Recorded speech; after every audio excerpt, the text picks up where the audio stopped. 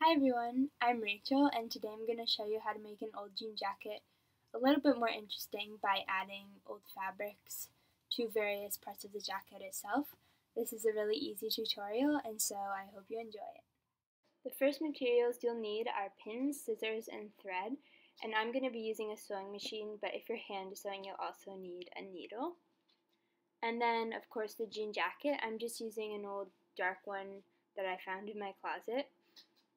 And then you'll need the fabric that you're going to put on the jean jacket. I'm using an old quilt of my mom's that she never got around to finishing with a cute owl, and I'm going to use the fabric next to it as an accent. And then this was another idea I had, this old t-shirt of Totoro and Mary Poppins. I'm not going to use this, but I thought it was kind of cute, and you can really just get creative with it, and you can even make your own pattern, just have fun. So first, just lay out your jean jacket and make sure it's really flat on the table and decide where you want your fabric to go. Since there's this box in the back, I'm just going to insert it right there.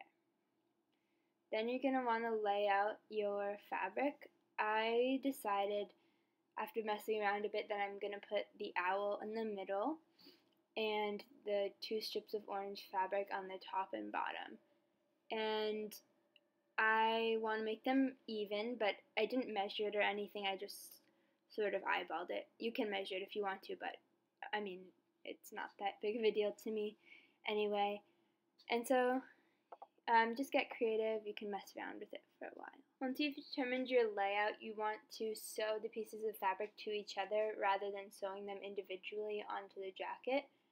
So I'm just pinning right sides together for both the panels with about 2 pins, and I'm going to sew a 1/4 inch seam along both edges because I don't want to cut off any of the owl by sewing a seam too far in.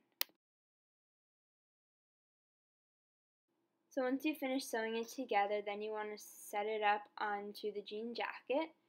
Make sure the jean jacket is really flat so that you don't get bubbles. And I'm making sure that both the panels are even, and I'm folding in the edges directly up against the seam because you don't want there to be any overlapping parts of the jacket because it'll look tacky.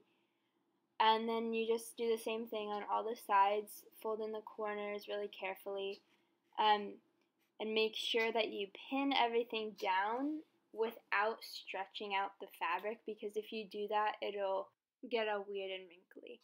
And then you're just going to want to pin each corner and each side with 1 pin, and then you should sew along the edges. After you've sewn all the edges, it might be a good idea to put some stitches in the middle so that the fabric doesn't bubble up against the jacket. So I chose to do 4. As long as you have the same color thread as your fabric, it won't be very noticeable. So this is the final product, and I really love how it turned out. Comment with your opinions on the jacket, and like and subscribe for new videos each week. Thanks so much for watching.